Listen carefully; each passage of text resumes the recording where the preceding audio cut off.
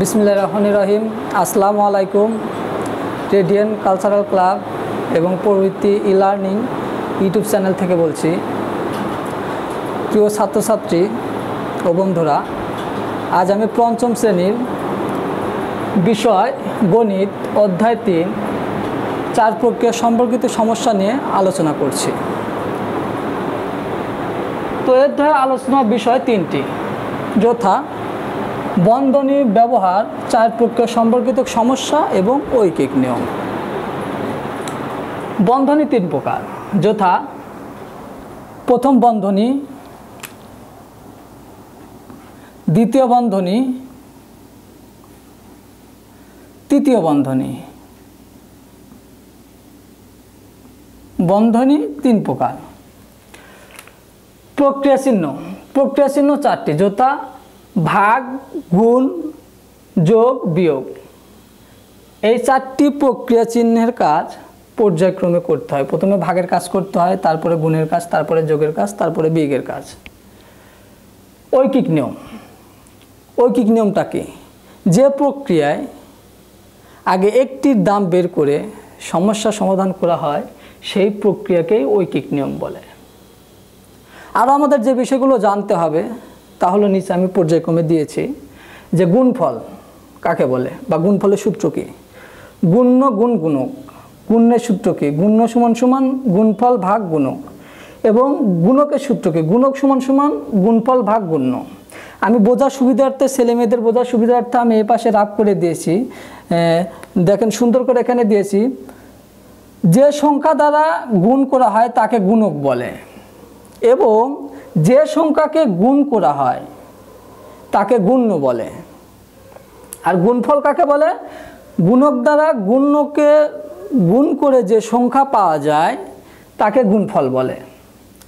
তারপরে আমরা আসি যে নিঃশেষে বিভাজ্য হলে আমরা কোন কোন সূত্র প্রয়োগ করব। নিঃশেষে বিভাজ্যের ক্ষেত্রে ভাজ্য সমান সমান ভাজক গুণ ভাগফল, আর ভাজক সমান সমান ভাজ্য ভাগ ভাগফল। এখানে চিহ্নের পরিবর্তন হয়েছে কারণ অবস্থানের পরিবর্তন হয়েছে। ভাগফল সমান সমান ভাজক ভাগ ভাজক। এখানে বোঝার সুবিধার্থে আমি রাগ করে দিয়েছি যে ভাজক কাকে বলে? যে সংখ্যা দ্বারা ভাজ্যকে ভাগ করতে হয় তাকে ভাজক বলে। আর ভাজ্য কাকে বলে? ভাজক দ্বারা যে সংখ্যাকে ভাগ করতে হয় তাকে ভাজ্য বলে। আর ভাগফল কাকে বলে? ভাজক দ্বারা ভাজ্যকে ভাগ করে যে ফল বা সংখ্যা পাওয়া যায় তাকে ভাগফল বলে। আমাদের আরও কিছু সূত্র আছে, এগুলো আমি লিখে দিচ্ছি। আমার প্রিয় ছাত্রছাত্রী এবং বন্ধুরা, তোমরা মনোযোগ সহকারে দেখবে।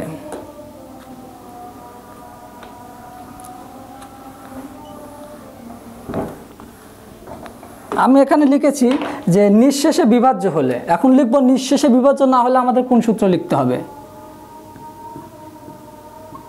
নিঃশেষে বিভাজ্য না হলে।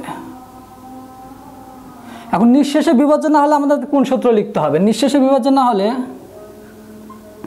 ভাজ্য সমান সমান ভাজক গুণ ভাগ ফল যোগ ভাগ শেষ। নিঃশেষে বিভাজ্য না হলে ভাজ্য সমান সমান ভাজক গুণ ভাগফল যোগ ভাগশেষ। তারপরে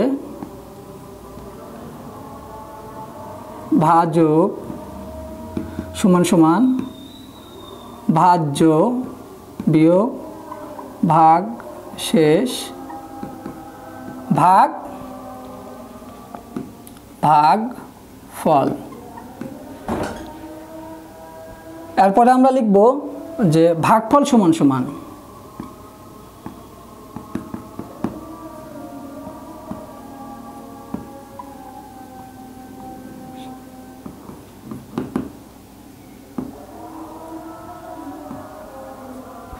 লিখেছি বন্ধুরা, আমি 3টি সূত্র লিখেছি যে ভাজ্য সমান সমান ভাজক গুণ ভাগফল যোগ ভাগশেষ। যখন আমরা ভাজকের সূত্র লিখব তখন আমাদের কি করতে হবে, ভাজ্য এবং ভাগশেষকে প্রথম বন্ধনী দ্বারা আবদ্ধ করতে হবে ভাগফল। যখন ভাগফলের সূত্র লিখব তখন আমাদের কি করতে হবে, এই ভাগফলের জায়গায় ভাজক চলে যাবে আর বাদবাকি জায়গায় ঠিক থাকবে। আমি যে সূত্রগুলো লিখে দিলাম এগুলো যদি তোমরা মনোযোগ সহকারে মনে রাখো তাহলে আমাদের সৃজনশীল অঙ্ক করতে সুবিধা হবে। যাই হোক বন্ধুরা, এখন আমি সৃজনশীল অঙ্ক যাব, আমার সঙ্গে সঙ্গে তোমরা থাকবে।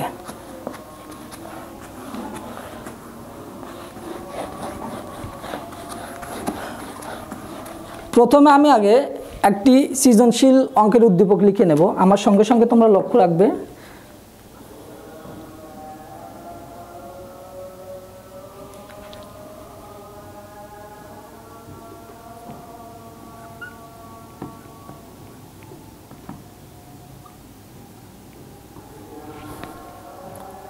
ভাজক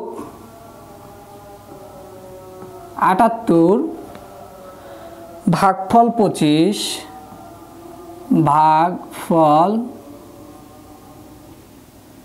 25 এবং ভাগশেষ হলো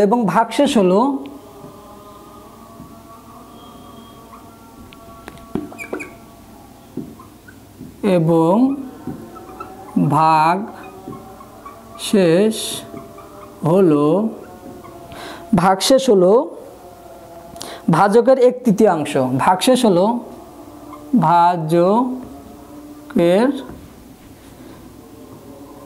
1/3। এটা হলো আমাদের উদ্দীপক।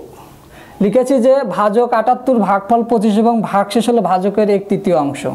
এখন এখান থেকে আমরা কয়টি প্রশ্ন তৈরি করতে পারি, প্রশ্ন করে আমরা সমাধান করার চেষ্টা করব।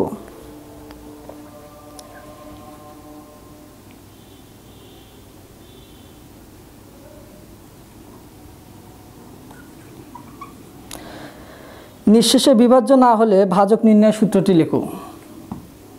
নিঃশেষে বিভাজ্য না হলে ভাজক নির্ণয়ের সূত্রটি লিখো। এখানে লিখেছি প্রিয় ছাত্রছাত্রী বন্ধুরা, নিঃশেষে বিভাজ্য না হলে ভাজক নির্ণয়ের সূত্রটি লেখো। আমরা আর একটা প্রশ্ন তৈরি করতে পারি।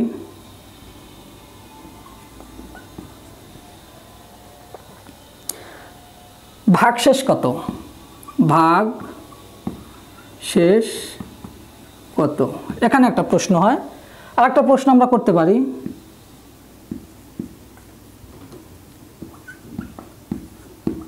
ভাজ্য কত? এখানে আমরা 3টি প্রশ্ন করেছি যে নিঃশেষে বিভাজ্য না হলে ভাজক নির্ণয়ের সূত্রটি লেখো, এবং খ নম্বর প্রশ্নটা হলো ভাগশেষ কত, এবং গ নম্বর প্রশ্ন হলো ভাজ্য কত। এখন এই 3টা প্রশ্নের সমাধান দেওয়ার আমরা চেষ্টা করব। প্রিয় ছাত্রছাত্রী ও বন্ধুরা, আমার সঙ্গে তোমরা থাকবে।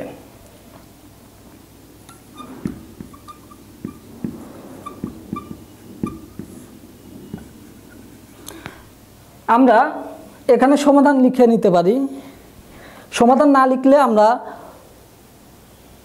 উত্তরটা লিখে নেব, ক খ গ নাম্বারের উত্তরটা লিখে নেব, তাহলে আমাদের ভুল হওয়ার সম্ভাবনা থাকবে না। ক নম্বরে লিখেছে নিঃশেষে বিভাজ্য না হলে ভাজক নির্ণয়ের সূত্র। আমরা লিখব ক নম্বর, নিঃশেষে বিভাজ্য না হলে, নিঃশেষে বিভাজ্য না হলে ভাজক, নিঃশেষে বিভাজ্য না হলে ভাজক সমান সমান ভাজ্য বিয়োগ ভাগ শেষ ভাগ ফল। অর্থাৎ বন্ধুরা, এই সূত্রটা আমি কিন্তু অধ্যায় শুরুতে লিখে দিয়েছিলাম যে নিঃশেষে বিভাজ্য না হলে ভাজক সমান সমান ভাজ্য বিয়োগ ভাগ শেষ ভাগফল। আমরা কিন্তু ক নম্বরের উত্তরটা দিয়ে দিয়েছি, সমাধান হয়েছে। এবার খ নম্বরে আসি। খ নম্বরে কি বলেছে, যে ভাগশেষ কত। বন্ধুরা এখানে কিন্তু আমাদের প্রশ্নটা আগে পড়তে হবে, খ নম্বরের উত্তর দিতে হলে ভাজক 78, ভাগফল 25 এবং ভাগশেষ হলো ভাজকের 1/3। এখানে বলছে যে ভাগশেষ হলো ভাজকের 1/3। আগে আমাদের লিখতে হবে ভাজক কত। দেওয়া আছে ভাজক কত 78, আর এখানে বলেছে যে ভাগশেষ হলো ভাজকের 1/3। ভাগ শেষ হলো ভাজকের 1/3। অতএব ভাগ শেষ সমান সমান, তাহলে যেহেতু ভাগ শেষ হলো ভাজকের 1/3, তাহলে আমাদের ভাজক কত 78, তাহলে 78 1/3 যেহেতু, তাহলে 3 দিয়ে ভাগ দিলে আমরা কিন্তু সমাধানটা পেয়ে যাচ্ছি। তাহলে আমরা 78কে 3 দিয়ে, 3 দুগুণা 6, হাতে 6 আছে, কত হলে 7 পাবো 1, 3 1-এর মধ্যে যায় না, 8 নিয়ে আসলাম, 3 6 18। তাহলে আমাদের ভাগশেষ কত আসলো বন্ধুরা? আমাদের ভাগশেষ আসলো হলো 26। তাহলে আমাদের ক এবং খ দুটা প্রশ্নেরই সমাধান হয়ে গেছে এবার, এবং আমরা গ নাম্বারের সমাধান করার চেষ্টা করব। গ নাম্বারে বলছে ভাজ্য কত। গ নাম্বারে বলছে ভাজ্য কত, তাহলে আমরা লিখব দেওয়া আছে ভাজক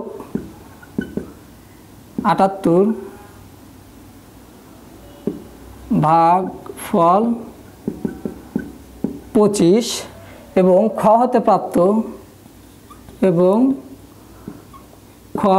হতে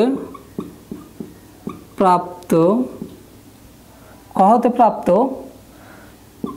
ভাগ শেষ 26। খ হতে প্রাপ্ত আমাদের ভাগশেষ 26 এসেছিল। তাহলে এখানে আমাদের বলছে কি, তাহলে ভাজ্য কত? আমরা জানি ভাজ্য সমান সমান ভাজক গুণ ভাগফল যোগ ভাগ শেষ। বন্ধুরা এই সূত্রটা আমি কিন্তু অধ্যায়ের প্রথমে আমি লিখে দিয়েছিলাম যে ভাজ্য সমান সমান ভাজক গুণ ভাগফল যোগ ভাগশেষ। এখন আমরা মান বসাই দেব।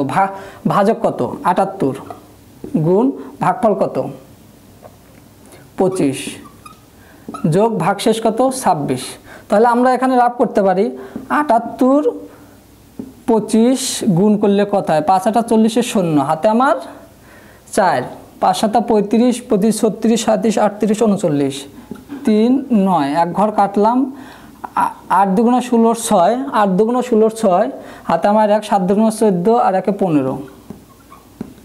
তাহলে বন্ধুরা আমাদের যোগ করে কত 6 আর 9 15 5, হাতে আমার 1, 5 আর 1 6 6 7 8 9 9 1 1। তাহলে আমাদের আসলে এটা গুণ করে কত আসলো বন্ধুরা 1950 যোগ 26।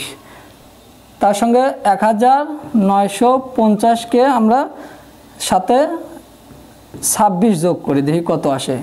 6 6 5 আর 2 7 9 9 1 1, 1976। তাহলে আসলো 1976। বন্ধুরা এই হলো আমাদের ক খ গ ঘ 3টা অঙ্কের সমাধান, প্রশ্ন সমাধান করে ফেললাম।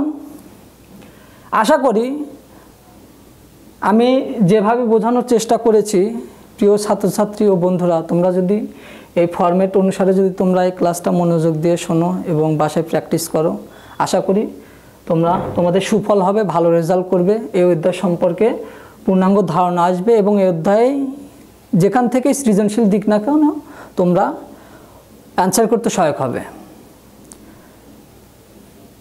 তাহলে আমি যে অঙ্কটা করেছি তোমরা বাসায় বসে থেকে প্র্যাকটিস করলে পারে এই অধ্যায় সম্পর্কে পুরোপুরি ধারণা আসবে।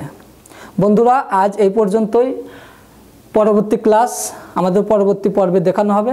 তোমরা পরবর্তী ক্লাসটা পরবর্তী পর্বে থেকে দেখে নেবা। আজকের মতো বিদায়। আসসালামু আলাইকুম।